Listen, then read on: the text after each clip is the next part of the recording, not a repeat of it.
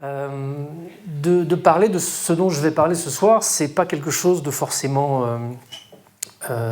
évident, c'est pas forcément facile. La mort en général, c'est pas un sujet qu'on a envie d'aborder. On n'a même jamais envie d'aborder cette question-là. On dit qu'on verra ça toujours plus tard. Moi, la mort s'est imposée à moi de façon assez brutale, il y a presque 15 ans maintenant, jour pour jour, le 12 avril 2001, quand j'ai dû ramasser mon frère qui venait d'être tué dans un accident de voiture en Afghanistan. Sans cet accident, je ne serais sans doute pas là avec vous aujourd'hui, je n'aurais sans doute pas suivi cette voie qui m'a porté vers l'extraordinaire, les phénomènes qualifiés de surnaturels. Parce que, voilà, comme la plupart d'entre vous et d'entre nos concitoyens, enfin la plupart des gens, voilà, on se dit que cette question-là ne nous concerne pas, ne nous intéresse pas, c'est morbide, on en parlera plus tard, on verra ça plus tard. Puis en fait, le plus tard arrive souvent beaucoup plus tôt qu'on ne l'imagine, de façon parfois brutale, parfois inattendue. Et là, on est assez désarmé, en fait. Bonsoir Stéphane Alix. Bonsoir. Je m'adresse aux téléspectateurs de Mistral TV pour dire avant tout que si aujourd'hui je fais ce métier, c'est grâce à ce monsieur. Donc je voulais lui rendre hommage. Donc je vous remercie infiniment d'avoir accepté. Merci, c'est gentil. Moi j'ai découvert par exemple que vous êtes l'un des fondateurs de l'INRES. Qu'est-ce que c'est que l'INRES finalement ? C'est une idée un petit peu curieuse qui a germé il y a presque 9 ans en fait, dans mon esprit, pour essayer de faire un prolongement d'un travail de journaliste, parce que j'ai toujours été journaliste toute ma vie. C'est un travail assez solitaire, et puis surtout qui a une durée limitée d'intérêt sur tel ou tel sujet. Et là, j'avais commencé à travailler sur des sujets un peu extraordinaires, et notamment la mort, à cause de la mort de mon frère en avril 2001. Et en découvrant ces sujets, j'ai découvert que c'était solide, qu'on pouvait faire de la recherche scientifique dessus, de l'enquête journalistique, que c'était vertigineux. Et j'avais pas envie de laisser tomber ça après un livre ou 2 livres, j'avais envie de continuer. Et à côté de ça, je voyais aussi qu'il y avait quand même beaucoup de gens autour de nous, en France, à l'étranger, partout, nos voisins, qui vivent des expériences parfois difficiles, parfois compliquées à comprendre, et qui n'ont personne vers lequel se tourner, parce que les psys n'y croient pas, les curés disent que c'est satanique, les voisins disent que c'est notre imaginaire ou qu'on est des charlatans. Donc en fait, on n'a aucun espace pour parler de ces choses un peu extraordinaires qui arrivent dans nos vies, et ça arrive beaucoup plus qu'on ne l'imagine. Donc en fait, l'idée de l'INRES au départ, c'est vraiment l'envie de rassembler des psys, s'étant intéressés au sujet et aux expériences extraordinaires pour créer un espace d'accueil, d'écoute pour les gens qui auraient vécu ça. Et puis en fait, ça a fait un peu effet boule de neige, c'est-à-dire qu'on a créé ça donc en juillet 2007, il y a presque 9 ans maintenant. Et puis assez rapidement, on s'est aperçu qu'à côté des gens qui vivaient les expériences elles-mêmes, il y en avait aussi plein qui avaient envie d'avoir de l'information, des conseils de lecture, des articles sur les sujets. Donc on a développé des conférences. Et puis l'année suivante, on a lancé le magazine de l'INRES, Inexploré, qui est devenu aujourd'hui Inexploré, qui est en kiosque. Et puis voilà, chemin faisant, ça a pris de plus en plus d'ampleur et ça s'est construit en fait sur cette communauté de gens qui se sont investis dès le départ. Et aujourd'hui, on a même créé une web TV qui s'appelle INRES TV depuis 8 mois. Depuis 8 mois, donc c'est tout récent. Et donc il y a déjà une vidéothèque, je suppose, qui est très fournie. Et oui. Donc vous êtes l'exclusif là-dedans ? Vous êtes le journaliste le seul d'ailleurs, ou pas, où il y a d'autres personnes qui interviennent? Alors, il y a une équipe de 15 personnes, mais alors il y a un point important, c'est que moi, il y a 2 ans, j'ai confié la direction de l'INRES en fait, à mon associé de départ, Sébastien Lilly, avec qui on a tout construit depuis le début. Et il y a à peu près 2 ans, j'ai voulu revenir un peu à mon travail. Le seul travail que je sais faire, en fait, c'est l'écriture. Moi, je ne suis pas vraiment chef d'entreprise. Et l'INRES est devenu quand même une structure assez importante. Et Sébastien a moins de 30 ans, il est jeune, il est plein d'ambition, plein de projets, plein d'idées. Et il avait envie, lui, de développer vraiment de façon assez importante toute la structure et l'espace d'information qu'on a fait avec l'INRES. Et l'idée d'INRES TV, c'est vraiment son idée. Donc, c'est aujourd'hui Sébastien qui dirige complètement l'INRES. Et moi, ça me laisse le temps voilà, d'être présent quand même depuis temps. Chacun son métier. Vous faites mais voilà, je reviens à ma compétence, celle de l'écriture, de l'enquête. Toujours dans l'investigation aussi ? Oui, comme le test et puis les livres qui vont venir plus tard sont des livres qui mêlent à la fois un cheminement un peu personnel, je raconte les enquêtes que je fais, et en même temps c'est aussi de l'investigation. Donc pour moi, j'ai pas changé de métier depuis 30 ans en fait, depuis le moment où je suis parti en Afghanistan pour pour faire du reportage de guerre. En fait, je continue à faire, pas du reportage de guerre, mais du travail d'investigation sur des sujets un peu frontières et délicats. Vous dites donc que l'actualité en fait journalistique est assez entre guillemets périssable. Là, pour le cas, les sujets que vous traitez, c'est pas du tout le cas, puisque c'est assez intemporel. Une fois que c'est fixé, on peut encore revisionner les saisons 1 et 2 des Enquêtes extraordinaires, ça reste valable. Quel que soit, c'est quand même particulier. Oui, non, c'est pas périssable. Le sujet en lui-même n'est pas périssable. Vous dites effectivement, il y a les films d'enquête extérieure. On a fait 11 films. Il y a les livres que j'ai écrits. Le dernier en date, c'est Le Test. Donc ça, c'est des livres qui seront d'actualité, peut-être encore dans 20 ans, j'espère. Ouais, mais du coup, moi, il faut que je passe à autre chose, en fait. Et je peux pas réécrire un deuxième test, un troisième test, un quatrième test. Ça va être un petit peu lassant. Je vais redire les mêmes choses. Donc en fait, en 2007, c'est ça. J'avais écrit un livre sur le sujet extraterrestre, le dossier OVNI, les gens qui disent être en contact avec des entités extraterrestres, un sujet assez touffu, qui m'a assez interloqué. Et puis ensuite, je suis passé à un livre sur la vie après la mort, enfin les hypothèses, dans lequel j'ai traité des expériences de mort imminente, de la médiumnité, de toutes ces questions-là, autour de l'interrogation que j'avais de où est parti mon frère, qui est décédé donc il y a 15 ans de ça maintenant. Donc dans ce livre, je traite à la fois de la médiumnité, du chamanisme, du livre des morts tibétains, je fais des passerelles interculturelles. Et voilà, et après avoir écrit ce livre, c'est vrai que je vais pas en refaire un autre. Et en fait, mais au-delà de ça, j'avais vraiment envie j'avais vraiment envie que mon travail dépasse un petit peu le simple exercice journalistique, justement. Et je pensais, à juste titre, qu'il y avait besoin dans notre société occidentale, enfin en tout cas française, d'un espace un peu costaud d'information et de mobilisation autour de ces expériences extraordinaires. Il fallait que ça dépasse mon activité journalistique. Mais par rapport à cela, est-ce que vous n'avez pas eu peur au début, lorsque vous êtes lancé dans cette aventure, du jugement de vos collègues de travail, de la profession journalistique? Est-ce qu'à ce moment donné, il n'y avait pas un risque d'être un peu, entre guillemets, je voudrais le dire, la risée ou autre, de dire, mais pourquoi il est parti, Alix? Je pense pas, non. Non? Je pense pas parce que, enfin, je considère quand même que les gens ont un certain degré d'intelligence et qu'à partir du moment où un sujet est sérieux et qu'on peut faire la démonstration de son sérieux, si on continue à se moquer des gens qui travaillent sur ces sujets-là, c'est soi-même qui sommes crétins. Donc, moi, c'est la façon dont vous traitez le sujet. Ouais, moi, j'ai toujours, quand j'ai commencé à entrer dans ces univers-là, notamment par le dossier OVNI, voilà un sujet auquel je m'intéressais pas une seule seconde avant, qui pour moi c'était en dehors de la réalité. Et quand une succession de hasards ont fait que j'ai réalisé que c'était un sujet sérieux, sur lequel des gens sérieux travaillaient, ça m'a vraiment interloqué. J'ai pas trouvé la réponse à la question est-ce qu'il y a des extraterrestres qui viennent sur Terre. Ça reste du domaine du mystère.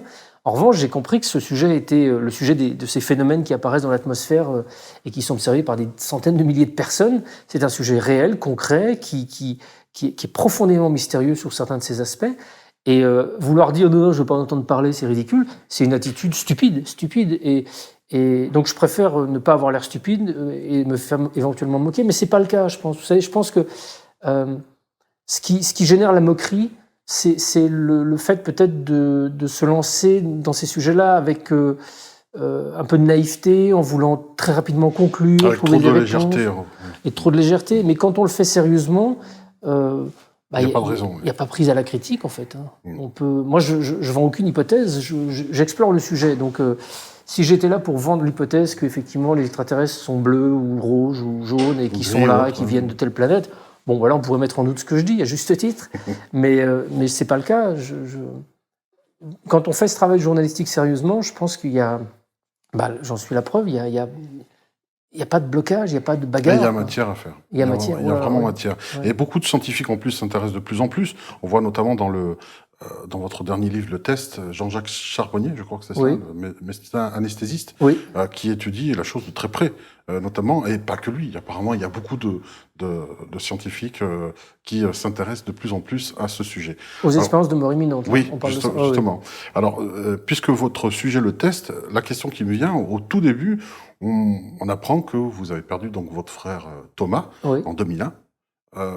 Pourquoi le test ne s'était pas fait avant, par exemple avec lui? C'est une question. Parce que quand il est mort, ça s'est fait de façon complètement inattendue, brutale. C'est un accident de voiture en Afghanistan. Donc, Je l'ai moi-même mis en bière dans une morgue d'Islamabad au Pakistan où on avait évacué les corps. À ce moment de ma vie, moi j'étais un journaliste qui avait travaillé sur des sujets politiques, géopolitiques, d'investigation. La vie après la mort, pour moi, c'était une question qui était du ressort éventuellement de la religion. Donc la religion, c'est des croyances, c'est une adhésion personnelle et intime de chacun. Ça n'a rien à voir avec la science, rien à voir avec l'objectivité journalistique. Donc il n'y avait pas de choses à tester, j'étais déjà dans le choc. Et c'est vraiment la mort de mon frère qui a été ce moment bascule où j'ai commencé à vouloir m'intéresser à ce qu'il y avait après, parce que voilà, j'avais perdu mon frère, il avait 30 ans, moi j'en avais 33.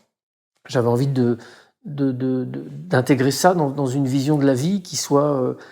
qui mette un peu de sens à ce qui venait de se passer. Et c'est vraiment ce moment qui a marqué mon démarrage d'intérêt sur ces sujets-là. Vous vous êtes posé la question de savoir ce qu'il était devenu? Très honnêtement, le moment de l'accident, je ne me posais aucune question. Vous savez, quand on est confronté à une telle violence, à un tel événement inattendu, on est balayé, on est dans un tourbillon d'émotions, de stupeur, de révolte. Il est mort très tôt le matin, le jeudi saint. Il a fallu que j'appelle mes parents dès que le jour était levé en France pour leur dire que leur fils était mort. Donc vous voyez, je suis à des années-lumière de commencer à vouloir réfléchir, à penser. Je suis balayé par l'événement. Et ça n'est que dans les semaines, les mois et même les années plus tard que voilà, je me dis, bah voilà, on est une famille qui a perdu quelqu'un. On était 5, on est maintenant 4. Comment est-ce qu'on réfléchit ça? Comment est-ce qu'on pense ça? Et voilà, dans notre monde français, bah, si je veux parler de la mort, je peux aller voir un curé si je suis chrétien, un imam, un rabbin. Mais bon, c'est la religion. Donc ça a une grande valeur pour des millions de gens, la religion. Mais pour moi, c'est aussi une adhésion intime. Donc c'est pas mon cas. C'est pas là que j'ai envie d'aller trouver quelque chose d'objectivable. Il y a la psychologie, mais bon, je suis un mec, je suis un bonhomme, je suis costaud, donc j'ai pas besoin d'un psy pour m'aider. Enfin, voilà les idées un peu idiotes qu'on a, jusqu'à ce que ma femme me fasse comprendre que j'ai effectivement besoin de me faire aider. Mais bon, pour moi, le psy, c'est pas là où je vais trouver une réponse sur le sens de la vie. Il y a la philo, mais la philo, ça m'a toujours barbé depuis que mon prof de philo m'avait dit en terminale, vous notez ce que je dis, ne me posez pas de questions. Donc j'étais resté un mois en terminale et puis j'avais tout abandonné. Donc la philo, pour moi, c'est un exercice mental passionnant, mais qui reste abstrait dans ma perception. C'est pas quelque chose très concret qui va me parler de la vie. Oui. Donc, il reste quoi? Bah, il reste rien. Et c'est vraiment des accidents de la vie qui, tout d'un coup, m'ont ouvert sur... voilà, vous parlez du docteur Jean-Jacques Charbonnier. Effectivement, j'ai entendu Jean-Jacques Charbonnier sur Europe 1, une émission il y a 10 ans, au moment où Sonia Barcala, qui est une jeune Marseillaise, venait de créer un colloque extraordinaire à Martigues sur les expériences de mort imminente, où elle avait rassemblé tous les chercheurs que le monde connaît sur ces questions, et elle avait rassemblé des milliers de personnes en public. Et pendant la campagne de presse de ce colloque, Jean-Jacques Charbonnier était intervenu sur Europe 1, et voilà, j'entendais un anesthésiste, un médecin, donc a priori quelqu'un de plutôt crédible, dire que ces expériences de mort imminente remettaient fondamentalement en question notre idée de ce qu'est la conscience. Les tabous ont sauté. Quelques tabous ont sauté, vous êtes dit, c'est le moment peut-être. Ah, j'avais pas de tabou, j'avais tout d'un coup un fil à tirer. Oui, moi je suis un journaliste, je suis un enquêteur. S'il y a des faits, j'enquête dessus. S'il n'y a pas de faits, je ne sais pas quoi faire, je fais rien. Donc là, tout d'un coup, j'avais un mec qui était pour moi un référent. C'était pas juste quelqu'un sorti de nowhere qui tout d'un coup disait j'ai rencontré Dieu dans la lumière. Non, c'était un médecin qui dit voilà, il y a des gens qui vivent ces expériences-là. C'est pas des hallucinations, c'est pas un rêve, c'est pas des charlatans. Ça remet en question fondamentalement notre idée que la conscience est générée par notre cerveau. Et quand j'entends ça sur Europe 1, génial. Et de fil en aiguille, voilà, je rencontre Jean-Pierre Jourdan, qui habite pas loin d'ici, qui est un médecin qui est aussi étudie les expériences de mort imminente depuis quasiment 30 ans. Et je rencontre tout d'un coup cette population de médecins, de chercheurs, en France, mais aussi à l'étranger, qui s'intéressent à ça. Et voilà, une piste qui s'ouvre de plus en plus. Et ça, bah voilà, maintenant... tout un monde s'est ouvert à vous à ce moment-là. Tout un monde s'est ouvert. Un monde... Et au-delà des réponses que j'ai pu y trouver, ce qui m'a le plus impressionné, c'est la possibilité de poser toutes les questions qu'on veut. En fait, il n'y a pas de questions taboues. C'est nous-mêmes qui nous interdisons de poser telle question ou telle question à cause de notre déni, de nos peurs, de notre manque d'accès à des sources solides. Mais toutes les questions peuvent être posées. Il y a juste de mauvaises manières d'y répondre. Mais quand on pose bien ces questions-là, on ouvre des champs sur voilà, la vie dans l'univers, la vie après la mort, la conscience, etc., etc. Enfin, tout ça, c'est passionnant parce que c'est au cœur de notre existence, quoi. Alors, dans votre livre que j'ai lu avec beaucoup de passion et d'émoi, puisque j'ai perdu moi aussi un frère, donc ça aide beaucoup à se projeter et puis à découvrir que finalement il y a un monde après, et que la vie ne s'arrête pas au moment de la mise en terre d'un corps. C'était passionnant, mais on rentre vraiment dans votre intimité au niveau du livre. On découvre votre famille, donc votre frère Simon, votre maman Claude, et puis on découvre aussi le caractère de votre papa, hein, qui était assez renfermé, qui est renfermé, on peut dire encore comme ça. Et plus maintenant, là, maintenant ça a changé. il s'est ouvert, justement. Ouais. Mais de ce côté-là, on rentre dans votre intimité. Vous n'avez pas eu de problème avec ça, parce que vous expliquez vraiment. Il y a même des choses que des noms qui sont ressortis auprès des médiums que vous ne connaissiez même pas à l'époque. Oui. Des défunts qui sont apparus, qui sont venus pour vous contacter à travers le channeling de ces médiums-là. Pas moins de 6 médiums d'ailleurs. Hein, Oui, dans le livre, 6 médiums. Ouais. C'est énorme. Oui, évidemment, ce livre est très intime. Et évidemment, la question s'est posée. Mais depuis le début, j'ai vraiment la sensation que mon père est d'accord. C'est peut-être présomptueux de ma part, parce que je ne lui ai pas demandé son avis. J'ai décidé de faire ce test après sa mort. On avait évoqué l'idée de faire une expérience des années auparavant, mais on n'avait pas développé une méthodologie, on n'avait pas parlé d'objets, on n'avait Il n'y a pas eu de promesse? Non, il n'y avait rien de cet ordre-là. L'idée, mon père est mort un dimanche, et l'idée est venue comme une espèce d'inspiration le mardi ou le mercredi quand je l'ai mis en bière. Et les objets, je les ai placés une demi-heure avant que le cercueil ne soit fermé et qu'il soit inhumé. Mais j'ai pas eu une seule seconde le moindre doute sur le fait que ce test était possible, allait l'amuser. Pas une seule seconde, je me suis dit que c'était inconvenant ou que c'était irrespectueux. Je pense qu'il aurait été le premier, et il est le premier à avoir trouvé ça rigolo, vu qu'il y a participé à ce test, hein, sinon il n'aurait pas réussi. Surtout qu'il n'y croyait pas. Hein. C'est pas qu'il n'y croyait pas, c'est que... Il avait des doutes, quand même. Vous savez, on peut toute sa vie croire à quelque chose, se complaire dans son système de croyance, être un peu au repos là-dessus. Tant qu'on n'est pas confronté à un vrai drame, on est dans une position de confort. On peut croire en Dieu toute sa vie, et puis tout d'un coup, on a un cancer et on nous dit qu'on meurt dans 10 jours. Et là, cette croyance, elle peut devenir soit une force extraordinaire pour finir ces derniers 10 jours, soit au contraire, ça peut être balayé, et tout d'un coup, on n'a plus rien, et on est tout nu, avec nos peurs.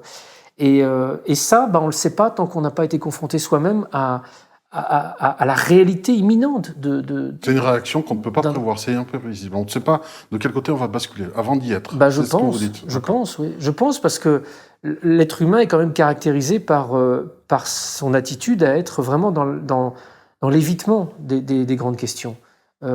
Déjà, on hésite des mois avant de changer de voiture, plus encore avant de changer de boulot si on ne se trouve pas épanoui dans le boulot qu'on fait. Donc imaginez-vous, plus vivre, c'est quand même une question qu'on n'a pas du tout envie de se poser. Et si on ne se l'est pas posé durant toute sa vie et qu'on a simplement peut-être adhéré à une croyance de façon plus culturelle que vraiment intime, parce que voilà, on a été baptisé ou parce que nos parents sont musulmans et hop, on est musulmans, sans se poser vraiment la question, on ne sait pas au final si cette chose-là va être très utile ou au contraire balayée au moment du départ. Donc, je crois qu'on ne peut pas le savoir. Moi, au moment de la mort de mon frère, quand tout d'un coup j'arrive sur le lieu de l'accident, qu'il est là allongé mort, je suis sur ce lieu d'accident, je suis dans un état de choc, mais dans un état d'hyper attention, d'hyper vigilance. C'est-à-dire que je suis chacune des cellules de mon corps est concentrée sur ce qui est en train de se passer. Qu'est-ce que je dois faire? Il faut que je récupère les affaires, il faut que je m'occupe des corps, il va falloir appeler les parents, il va falloir appeler l'assurance, il va falloir, etc., etc. Donc je suis dans une réactivité, je suis très très fonctionnel. Ça d'ailleurs, j'en ai parlé à des psys après qui m'ont dit que c'est effectivement une attitude qu'on a souvent quand on est confronté à ça. On est dans une hyper-réactivité justement pour se mettre un peu à distance du choc émotionnel qu'on est en train de vivre. Mais ce que je retiens vraiment, c'est que j'étais très très conscient, très vigilant, très attentif à ce que je ressentais comme émotion. Et là, j'ai cette espèce d'instinct, ce besoin non réfléchi, mais complètement instinctif de lui dire qu'il est mort. Je lui prends la main et je regarde au-dessus de lui, dans le vide, et je lui dis « Thomas, t'es mort, Vadim, vous êtes mort, je vais m'occuper de vous, je vais m'occuper de vous tous les deux ».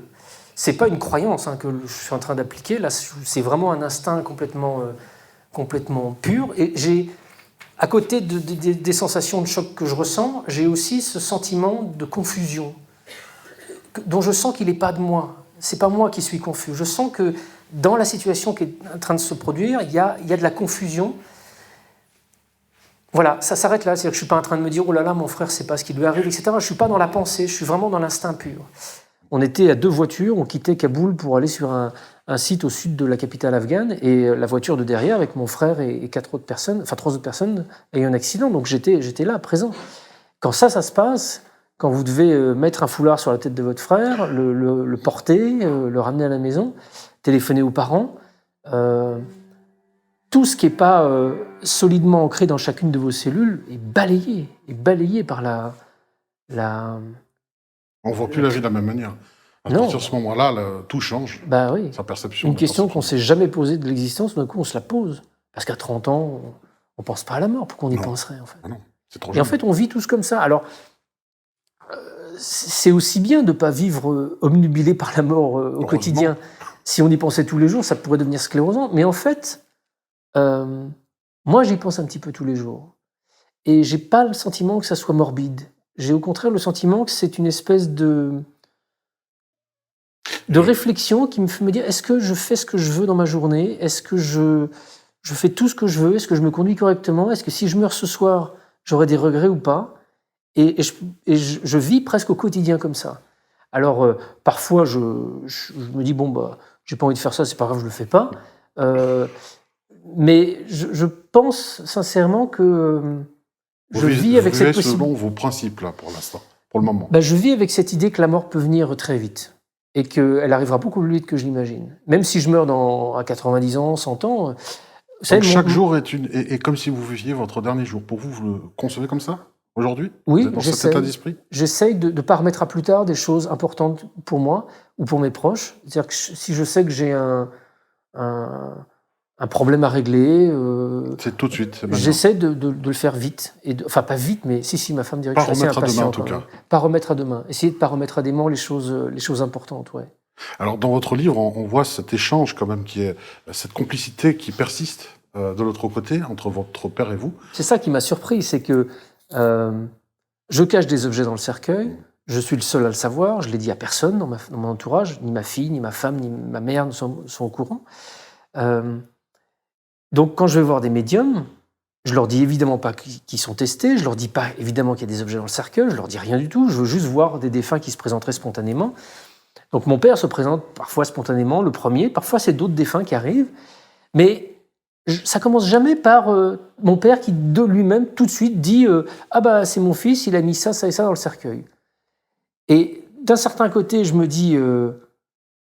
Je suis convaincu, ça fait des années que je travaille sur la médiumnité et sur ces sujets, donc je sais qu'il y a une vie après la mort, je le sens. Je sais, même dans les séances avec chacun des médiums, au fur et à mesure, je vois des éléments que mon père me donne sur son caractère, sur sa maladie, enfin, plein d'éléments précis que personne d'autre pourrait me donner, donc je sais que c'est lui. Mais pourquoi il ne me parle pas des objets tout de suite? Je ne comprends pas. Est-ce qu'il en est empêché? Est-ce qu'il joue avec moi? Est-ce qu'il y a un problème de liaison de communication et de clarté de communication avec les médiums, etc., etc. Et en fait, c'est pour ça que j'en viens parfois à essayer d'aider les médiums en leur disant, non pas qu'il y a des objets cachés, mais en leur disant, j'attends un message de cette personne-là, et je ne comprends pas pourquoi il me le dit. Et du coup, on va un peu dans cette direction, et c'est assez prodigieux, parce que bon, le test marche quand même, c'est ça qui... Oui, ça fonctionne. Et ça fait rire aussi, ça fait rire votre père, de l'autre côté par moment. Il s'en amuse en tout cas. La réponse, je pense, elle est un peu les 3 choses que j'ai dites. C'est-à-dire, je pense que les défunts sont là. Pour moi, maintenant, j'en ai à mon niveau une preuve absolument indiscutable. J'en suis convaincu. À la fois la réussite de ce test et à la fois tout ce qui s'est passé en parallèle m'en a convaincu. Mais mon père n'est plus vraiment la même personne qu'il était de son vivant. Il y a des paramètres qui ont fait qu'il a changé, qui ont fait que cette priorité qui est la mienne de parler des objets n'est plus forcément la sienne. Il y a aussi des paramètres dans la communication entre la médium et lui qui parasitent d'une certaine manière la transmission d'informations claires. Les filtres de chaque médium, notamment, voilà. On en parle dans le livre aussi.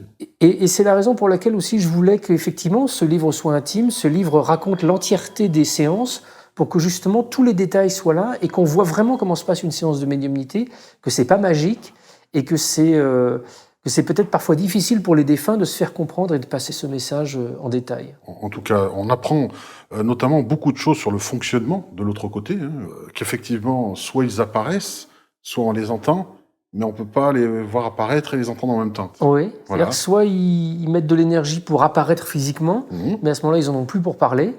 Soit ils ont de l'énergie pour envoyer des messages et des phrases, mais du coup, ils ne peuvent pas apparaître. Ouais, ouais. Mais ça, c'est vraiment... Tous les médiums me l'ont dit. Hein.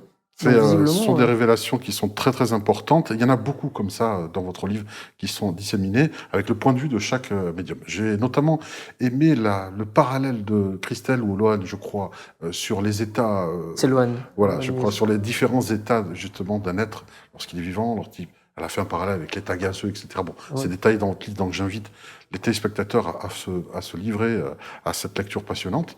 Donc on en apprend beaucoup, et surtout sur le merveilleux de l'autre côté, comment cela fonctionne. Vous posez des questions pertinentes, vous voulez savoir vraiment, à un moment donné, vous dites à Pierre Jonas, si je prends une crise cardiaque devant toi, qu'est-ce qui se passe ? Et vous détaille. Je suis, comme vous l'avez dit, dans Enquête extraordinaire, effectivement, j'ai des questions inlassablement. J'ai toujours des questions, en fait. Je suis journaliste, moi.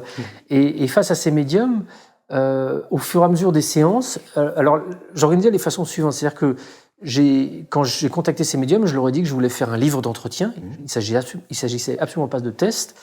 Et je leur ai dit que je voulais, au début de l'entretien, faire juste une séance de médiumnité. Donc on fait la séance de médiumnité. Et puis... soit la séance avait été un peu longue et auquel cas on reportait l'entretien à plus tard, soit on le faisait à la suite, mais derrière on faisait un entretien. Et du coup, séance de médiumnité et entretien parfois se mêlaient parce que du coup il y avait un peu de médiumnité qui revenait au cours d'entretien. Et moi j'ai été subjugué par tout ce qu'ils m'ont offert, ces médiums, parce que effectivement je les ai pas lâchés. J'ai posé toutes les questions que j'ai accumulées depuis 15 ans. Je les ai concentrées. C'est pour ça que ce livre a vraiment pour moi changé beaucoup de choses aussi, parce que j'ai plus de questions, quoi. Enfin si, j'en ai encore, mais c'est vrai que ça répond à beaucoup de questions. Oui, ce livre est d'une telle richesse grâce à ce qu'ils m'ont donné. Enfin, c'est chacun des médiums qui l'a nourri avec son expérience, son expertise, ses ressentis, sa vision de l'au-delà, de la mort, du passage, des émotions qu'on vit au moment où on meurt, au moment où on découvre qu'on est mort, etc., etc. Enfin, ce livre m'a... Enfin, l'écriture de ce livre m'a bouleversé. Moi, et a transformé votre vie. Vraiment, ah ouais. Mais ça a apaisé beaucoup de choses. Ouais. Par rapport à toutes les réponses que vous avez obtenues, ou en tout cas un début de réponse pour d'autres, est-ce que vous avez peur de la mort aujourd'hui ? Je pense pas. Non. Je pense pas.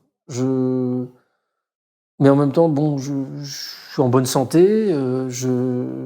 Je sais que je vais pas mourir dans 15 jours, a priori, donc c'est pas une question actuelle pour moi. Je sais pas comment je pourrais répondre à cette question quand je serai à une semaine de mon départ. Peut-être que j'appréhenderai quand même.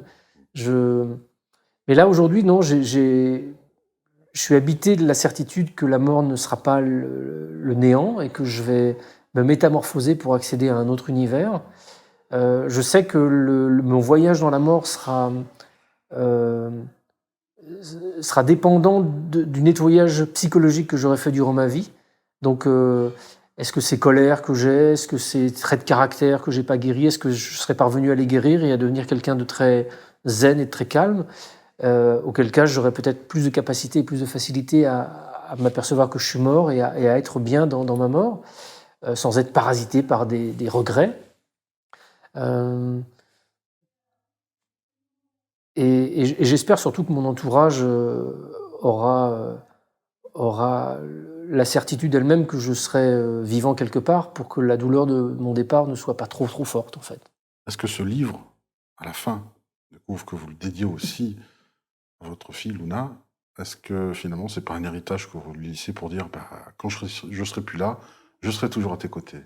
Pour moi c'est super important. C'est super important parce que effectivement ma fille a de fortes chances d'être en vie quand je partirai et c'est probable. Et je pense qu'une des préoccupations majeures des gens qui meurent, c'est en découvrant qu'ils sont encore vivants et que tout va bien, c'est de rassurer ceux qui sont proches. Et quand ils voient leur entourage plongé dans le chagrin, la souffrance et sont incapables d'établir de communication, ça doit être compliqué à gérer. Ça doit être compliqué à gérer pour le nouveau mort.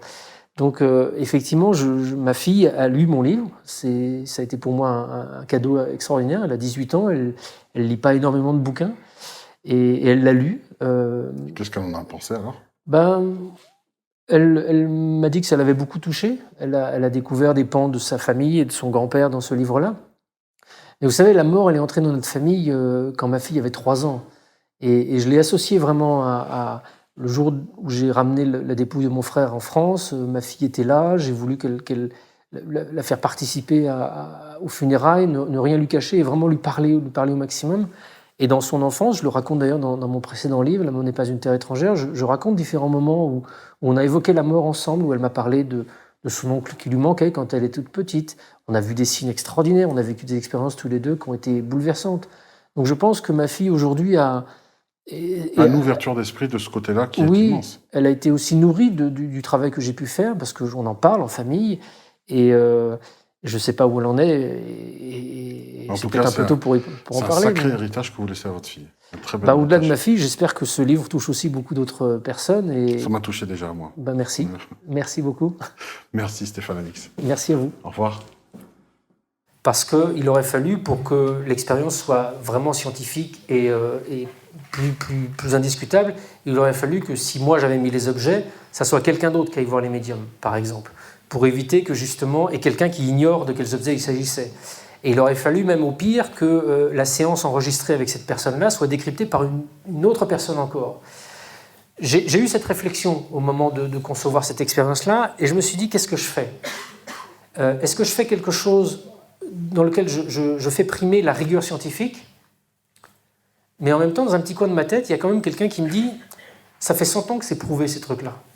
Enfin, télépathie, prémonition, on a des recherches, on a des méta-analyses sur les perceptions extrasensorielles qui sont étudiées par la science depuis le début du siècle.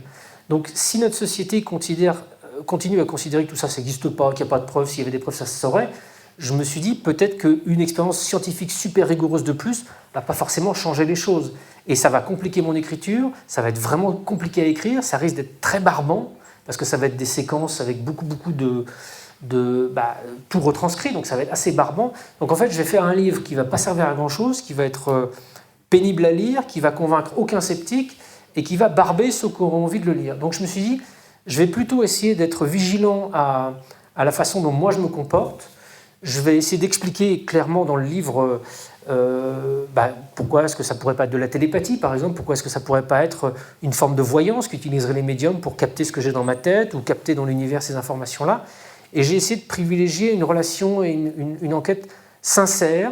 J'ai mis le maximum de sérieux et toutes les questions que je pose, je les pose vraiment.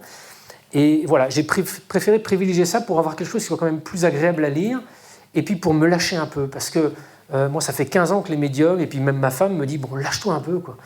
T'as pas besoin d'être aussi sérieux, les gens n'ont pas forcément envie que tu sois aussi chiant, donc lâche-toi ». Donc là, j'ai écouté tout le monde, j'ai dit « allez, je me lâche, je dis ce que je ressens, je dis ce que je pense », et je me suis dit « c'est complètement subjectif, mais après… voilà, toutes ces questions que vous posez, je me les pose, et je les ai posées aux médiums, et ils m'ont donné des réponses qui sont satisfaisantes ou pas satisfaisantes, mais au bout du compte, j'ai ces réponses dans ce livre-là, donc voilà, j'ai privilégié ça.